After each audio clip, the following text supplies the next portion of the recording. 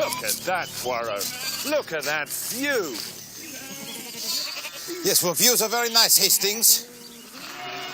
But they should be painted for us so that we may study them in the warmth and comfort of our own homes. That is why we pay the artist for exposing himself to these conditions on our behalf. What do you mean conditions? It's a wonderful day. Just fill your lungs with that air.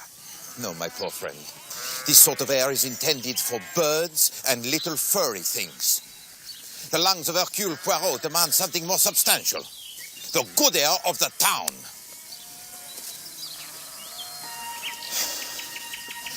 Fell cottage, I perceive.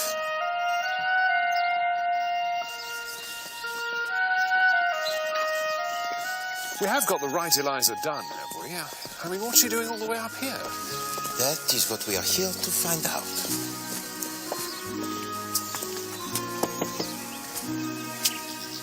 Wonderful position. If you are rock is wonderful. Yes? Miss Eliza Dunn. Yes.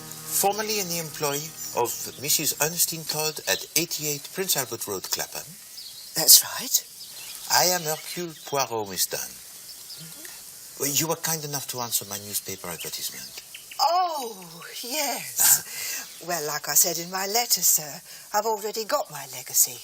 Miss Dunn, may we be permitted to come into the house for a moment? I'm sure your employer will not object. No, she won't mind. Come in. Thank you. Come in.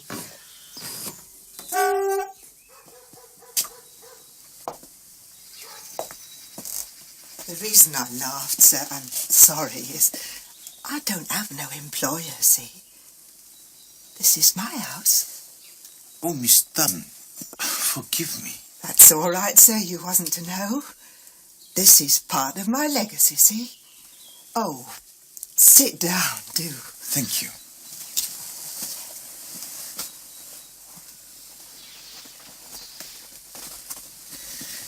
Now, Miss Dunn, you have mentioned your legacy, but Captain Hastings and I, we know nothing of this. What was the ad then? Your late mistress, Mrs. Todd, was much concerned about you. She feared some accident might have befallen you. But didn't she get my letter? No, she got no letter. She got no word of any kind. Oh, dear, sir. I gave the letter to Mr. Crotchet. I said most particularly was to give it to Mrs. Todd. Oh, dear. Well, perhaps you would recount to Captain Hastings and me the whole story? Well, Wednesdays is my day out. And it was last Wednesday that it all started like. The stone which the builders rejected, the same is become the head of the corner. I'd been over to see my friend in Oxton and I was on my way home when a gentleman stopped me. He said he'd been asking for me at number 88. Then he told me some story about an old friend of my grandmother's in Australia leaving me a house and some money in her will. Well, I didn't believe him at first. And then he showed me this letter. It will be the stone which the builders have rejected. Who was these lawyers? Hurst and Crotchet, 127 Wentworth Way, Melbourne. Well, one of them is right here, Miss Dunn. Benjamin Crotchet, attorney at law. I hope that allays your very understandable fears. Oh, yes, indeed, sir. I didn't mean to doubt you. Now, Miss Dunn, to business. I do have to tell you that the house is in Keswick. Ah, that's just over by Acton, isn't it, sir? No, Miss Dunn, it's in the north of England, near Carlisle.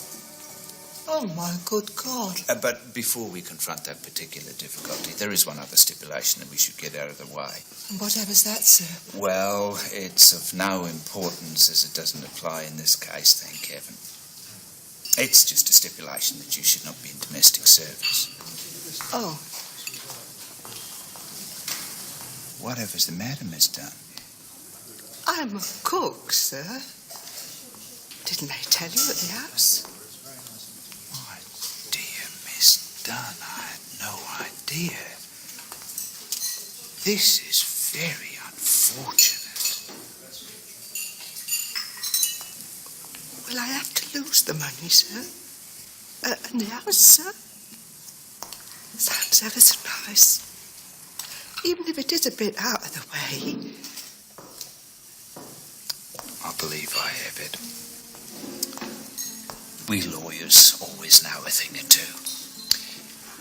The way out here is for you to have left your employment before we met. But we have met, sir, and I haven't. Haven't you? No. Haven't you, Miss Dunn? No.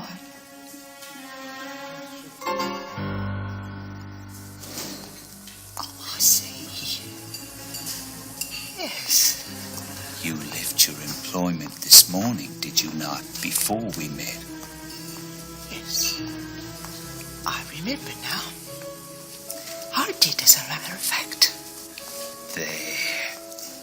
Now, it is imperative that you take possession of the house by noon tomorrow. In order to do that, you must catch the night train from King's Cross. Oh. Go along, Miss Dunn. I can adventure £10 or so for the fare, and you can write a note to your employer at the station, which I shall personally deliver for you and explain everything.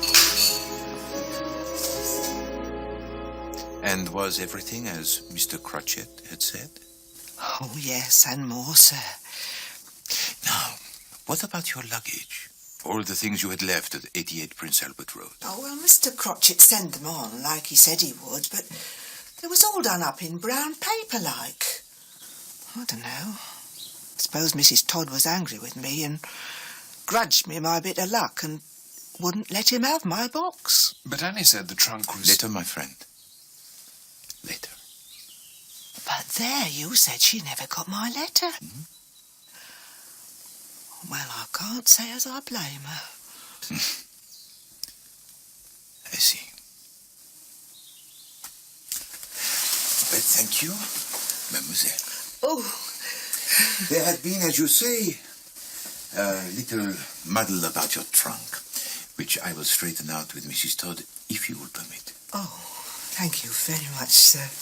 Come, Hastings. We must return to London with all possible speed.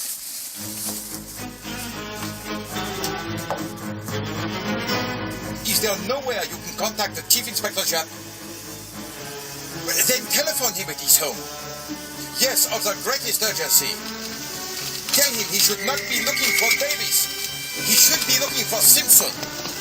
No, not Davis, but Simpson!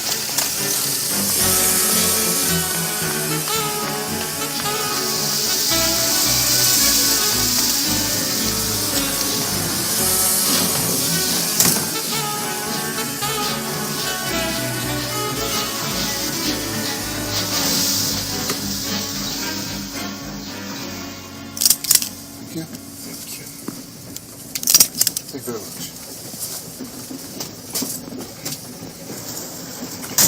Why should Japp want Simpson all of a sudden? What's Simpson supposed to have done? Hastings, my friend, the little grey cells are not working today, huh? They take a little vacances, huh? It's to do with this Eliza, isn't it? No. We have moved beyond the petty sphere of cooks from Clapham, Hastings. Then it's something to do with this Australian fellow. There is no Australian fellow. Yes, there is. She told us about him. Do you remember when we interviewed Simpson? Interviewed Simpson? No. In his little room at the house in Clapham. Oh, right, the lodger, yes. Do you remember I asked him if he took an interest in amateur theatricals? Yes, I do, as a matter of fact. Why do you think I asked him that? Why? Well, making conversation, I suppose. I I asked him that because he had recently been wearing a false beard. He had a tiny trace of gum arabic in his, what do you call it here? Sideburn. Sideburn. Yes. Do you see? Oh, right, yes. Bon.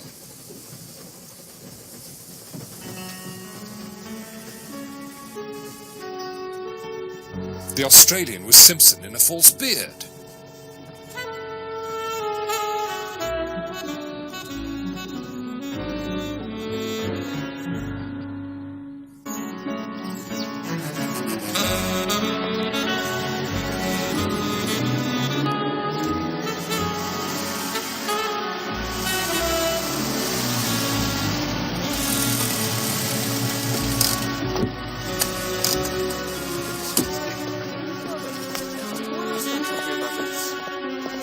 Hey!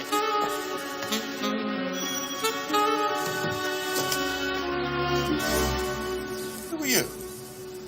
I am Hercule Poirot. Who are you? Sarge, there's some French gent at the door. No. I am not some French gent. I am some Belgian gent.